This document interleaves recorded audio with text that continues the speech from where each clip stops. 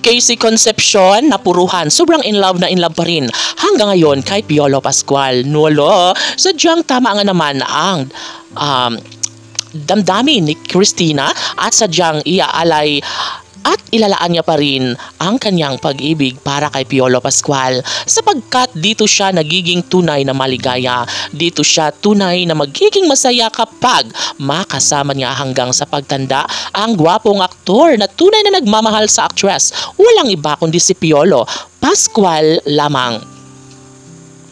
Tama ang nasa puso ng kanilang milyon-milyon na mga taga-subaybay na sadyang nararamdaman nila at napapansin nila kay Christina na sobrang in love pa rin umano ito sa pugi at gwapong aktor na si Papa P. Alam niyo ba kung bakit? Dahil aminado rin naman ang aktres na ito lamang ang kanyang one and only love, ang lalaking kanyang pakamamahalin na nagbibigay kaligayahan sa pagkatao ni Papa P. Siyempre, magiging mahinahon lamang ngayon ang mga bashers dahil tiyak na hindi nila matatanggap na mayroon palang isang malaking pag-asa na namumutawi sa baliktambalan at relasyon ni Piolo Pascual at Casey Concepcion. Yes, hindi kailanman magbabago pa ang kung anuman ang tunay na damdamin, tunay na nararamdaman sa mga puso ni Christina at kanya lamang itong iaalay sa gwapong aktor na si Piolo Pascual. Walang sinumang makakapigil pa sa kung anuman ang mga desisyon ni Christina dahil kaligayahan niya ito, lalong-lalo na ang makapilingan niya habang buhay ang gwapong aktor na si Piolo Pascual.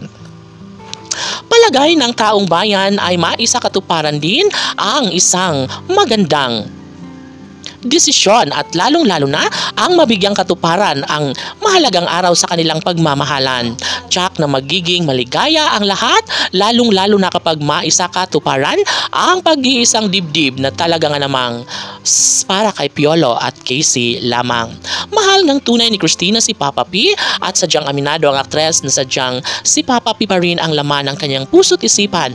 Kailanman ay hindi magbabago ang kanyang tunay na pagmamahal para kay Papa P. Mas gugustuhin umanong mapag-isa si Christina kung hindi nga sa kanya mapunta si Piolo Pascual. Ganon katindi ang pagmamahal ni Christina na siyang ikinagagalit ng mga bashers ngayon dahil hindi nila alam ang katotohanan, hindi nila gusto na magiging maayos muli ang pagmamahala ni Piolo Pascual at Casey Concepcion.